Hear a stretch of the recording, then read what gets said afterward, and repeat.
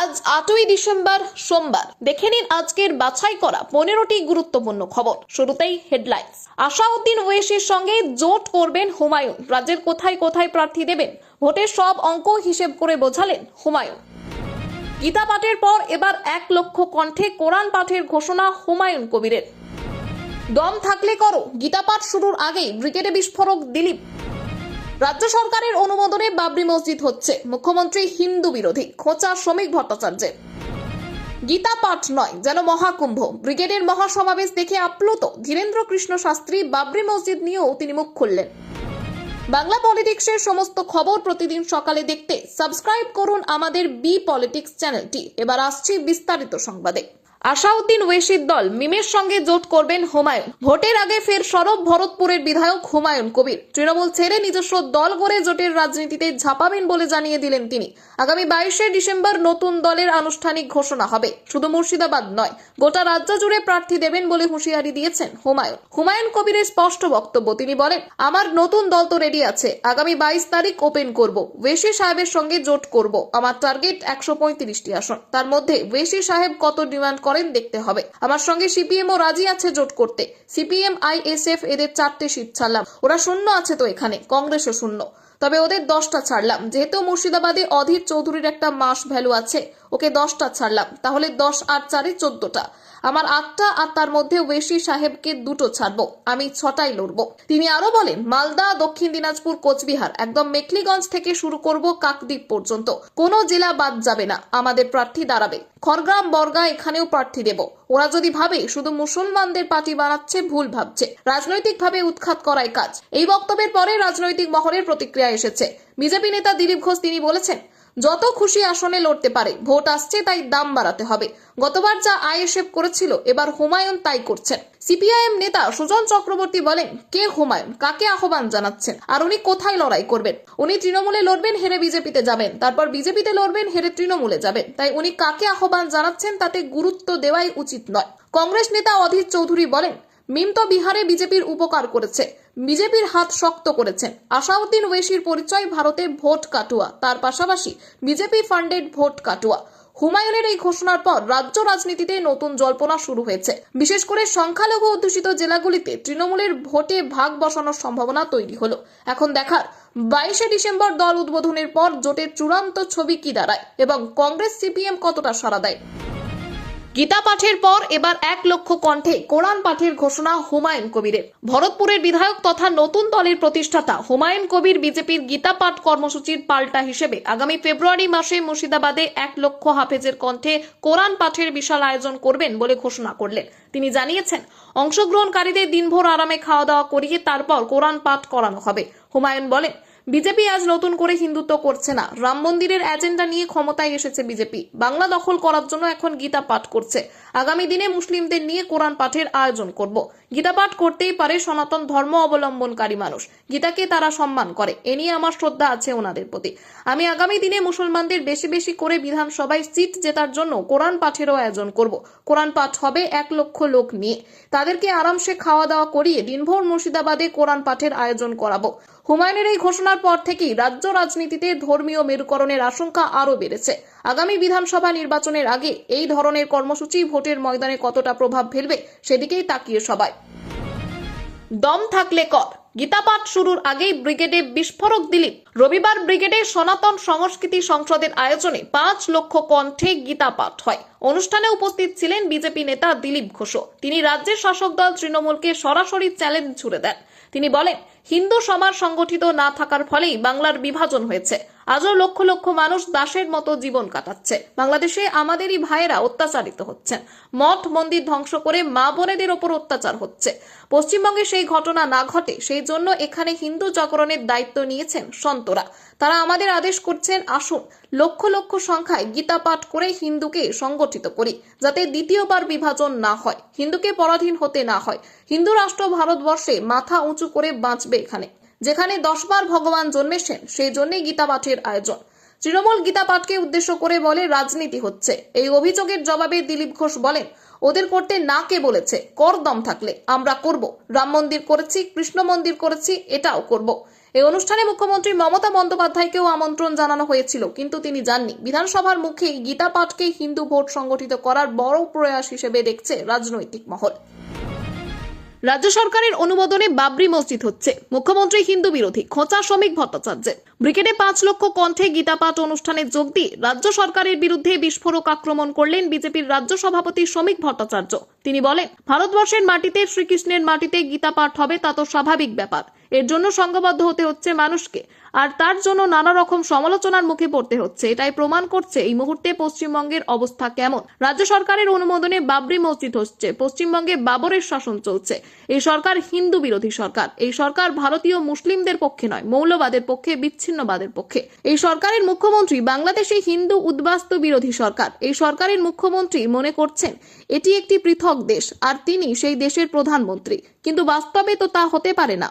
গত লোকসভা ভোটের আগেও ব্রিগেডে একই কর্মসূচি হয়েছিল। বিধানসভা ভোটের মুখে এবারেও বিশাল গীতা পাঠকে হিন্দু ভোট সংগঠিত করার শক্তিশালী বার্তা হিসেবে দেখছে রাজনৈতিক মহল। আমরা দেখতে পেলাম কিছু ধর্মান্ধ মানুষ ওই বিফ বিরিয়ানির আসর বসালো, মাথায় ইট নিয়ে পৌঁছে গেল, আর পুলিশ নির্বিকার ভাবে তাকিয়ে থাকলো।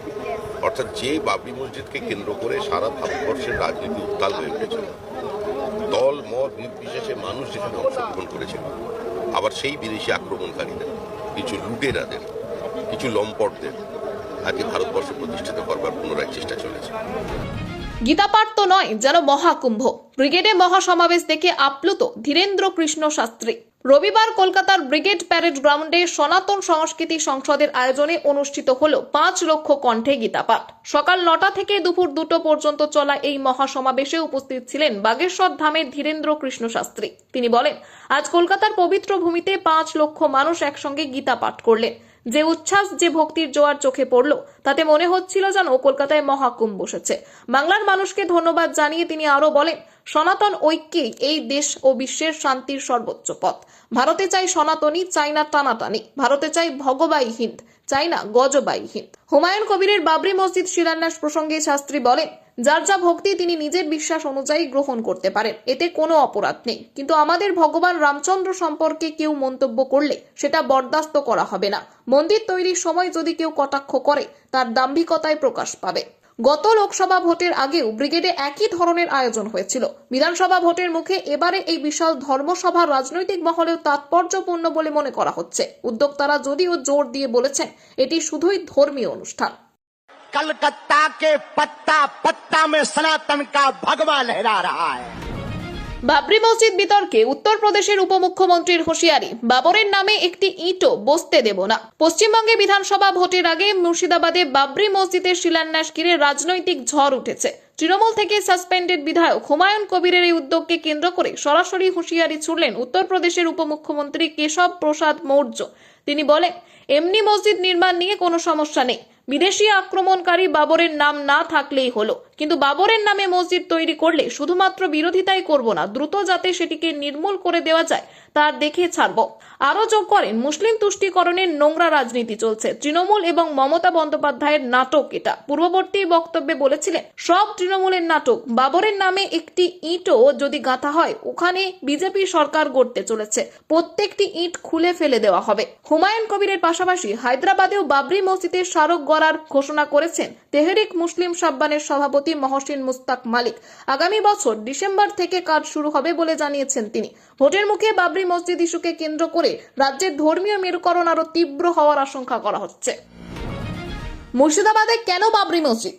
আসলে হুমায়ুনকে দিয়ে মুসলিম শক্তিকে একত্রিত করার প্রয়াস মমতার। থার্ড পার্টির তত্ত্ব সজলের। হুমায়ুন কবির মিমের সাথে জোট বেঁধে নতুন দল গঠনের ঘোষণা করেছেন। পাশাপাশি 1 লক্ষ কণ্ঠে কোরআন পাঠের আয়োজন করবেন বলেও জানিয়েছেন। এই ইস্যুতে বিজেপি নেতা সজল ঘোষ বলেন, সে তো সব বুঝলাম, যেটা আমাদের এজেন্ডার মধ্যেই পড়ে ওনার কথা অনুযায়ী, কিন্তু মাংস খাইয়ে কোরআন পাঠ করাতে হবে, এত খারাপ অবস্থা, এটা আমি বিশ্বাস করি না। উনি স্বপ্ন দেখছেন আগামী দিনে উনি উপমুখ্যমন্ত্রী হবেন, মমতা মুখ্যমন্ত্রী হবেন আর সংখ্যাধিক্য এমএলএ রাখবেন।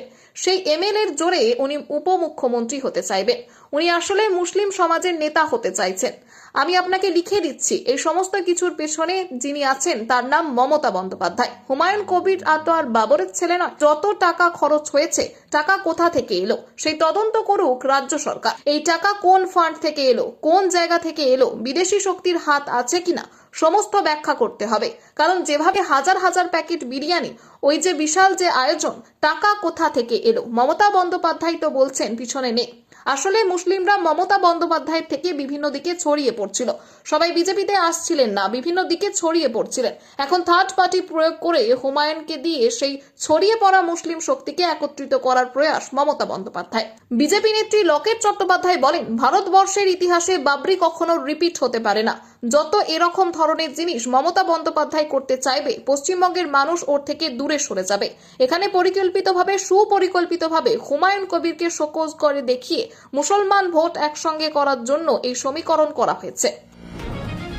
বছর খানেক পর কোচবিহারে মুখ্যমন্ত্রী যাচ্ছেন দুদিনের সফরে। এসআইআর ইস্যুতে বড় বার্তার অপেক্ষা। সোমবার দুপুরে এবিএনসিল কলেজ ময়দানে হেলিকপ্টারে নামবেন মুখ্যমন্ত্রী মমতা বন্দ্যোপাধ্যায়। প্রায় বছর খানেক পর দুদিনের কোচবিহার সফরে তিনি সোমবার বেলা 4টে নাগাদ রবীন্দ্র ভবনে প্রশাসনিক বৈঠকে যোগ দেবেন এবং মঙ্গলবার 11:30টায় রাসমেলা ময়দানে জনসভা করবেন।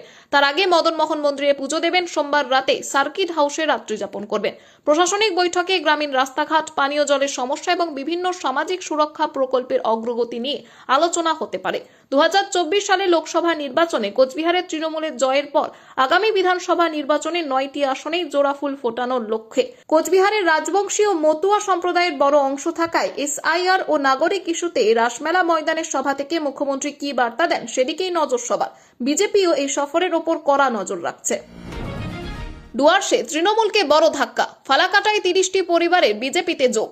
আলিপুরদুয়ার জেলার ফালাকাটা ব্লকের তাসাটি চা বাগানে রবিবার একযোগে 30টি পরিবার তৃণমূল কংগ্রেস ছেড়ে বিজেপিতে যোগ দিল। ফালাকাটার বিজেপি বিধায়ক দীপক বর্মন নিজে হাতে তাদের দলীয় পতাকা তুলে দেন। যোগদানকারীদের অধিকাংশই চা শ্রমিক পরিবারের সদস্য, মহিলা, যুবক ও প্রবীণরা। বিজেপির দাবি, তৃণমূলের প্রতি ক্ষোভ বাড়ছে, বিজেপির প্রতি সমর্থন সুসংগত হচ্ছে। দীপক বর্মন বলেন, ডুয়ার্সের চা শ্রমিকদের উন্নয়নের কথা তৃণমূল গত 10 বছর ধরে শুধু বলে এসেছে, কাজ করেনি। চা বাগানের স্বাস্থ্য পরিষেবা, আবাসন, পানীয় জল সব ক্ষেত্রেই দুরবস্থা। তিনি দাবি করেন, আগামী দিনে ডুয়ার্সের প্রতিটি চা বাগানে বিজেপি আরো শক্তিশালী হবে। যোগদানকারীরা ক্ষোভ প্রকাশ করেছেন ন্যায্য মজুরি না পাওয়া, আবাসনের সমস্যা, স্বাস্থ্যকেন্দ্রের অভাব, এছাড়াও পানীয় জলের দুরবস্থা, রাস্তা ও মৌলিক পরিকাঠামোর অবনতি, সরকারি প্রকল্পে বঞ্চনার অভিযোগ নিয়ে। এক যোগদানকারী বলেন, আমরা তৃণমূলকে বহু সুযোগ দিয়েছি, কিন্তু কাজ হয়নি, তাই উন্নয়নের স্বার্থে বিজেপিকে সুযোগ দিতে চাই। ডুয়ার্সের চা বাগান এলাকা রাজনৈতিকভাবে গুরুত্বপূর্ণ। এই যোগদানকে বিজেপি পরিবর্তনের লক্ষণ বলে দাবি করছে। বিহারেই সম্ভব, হাসপাতালে রোগীকে ঝাড়ফুঁক তান্ত্রিকের, দাঁড়িয়ে দেখলেন চিকিৎসকরা। বিহারের সমস্তিপুরের এক সরকারি হাসপাতালের এমার্জেন্সি ওয়ার্ডে চিকিৎসা বিজ্ঞানকে পাত্তা না দিয়ে প্রায় 30 মিনিট ধরে তান্ত্রিকের ঝাড়ফুঁক তন্ত্রমন্ত্রের আসর বসল। সোশ্যাল মিডিয়ায় ভাইরাল হওয়া ভিডিওতে দেখা যাচ্ছে, হাতে মালা নিয়ে তান্ত্রিক মন্ত্র পড়ছেন, ঝাড়ু বুলিয়ে দিচ্ছেন রোগীর মাথায়। ওয়ার্ডে চিকিৎসক ও কর্মীরা উপস্থিত থাকলেও কেউ প্রতিবাদ করেননি। পেটের ব্যথার সমস্যায় ভর্তি এক মহিলা রোগীর ওপর এই অবৈজ্ঞানিক কাণ্ড চালানো হয়। ওষুধের প্রভাব শুরু হতে সময় লাগায় রোগীর পরিজনরা তান্ত্রিককে হাসপাতালে নিয়ে আসেন এবং এমার্জেন্সি ওয়ার্ডে ঝাড়ফুঁক শুরু করেন। ভিডিও ভাইরাল হতেই প্রশ্নের মুখে হাসপাতাল কর্তৃপক্ষ। কিভাবে তান্ত্রিককে এই কার্যকলাপ চালাতে দেওয়া হলো, কেউ কেন বাধা দিল না, এর উত্তর এখনো পাওয়া যায়নি। বিহারের স্বাস্থ্য বিভাগ ঘটনাকে সম্পূর্ণ কুসংস্কার বলে উড়িয়ে দিলেও হাসপাতালে এমন ঘটনা ঘটার কারণ ব্যাখ্যা করতে পারেনি। খবর আজকের মতো এখানেই শেষ। আবারও আসছি আগামীকাল সকালে। পরবর্তী খবরের জন্য সাবস্ক্রাইব করুন বি পলিটিক্স চ্যানেলটি।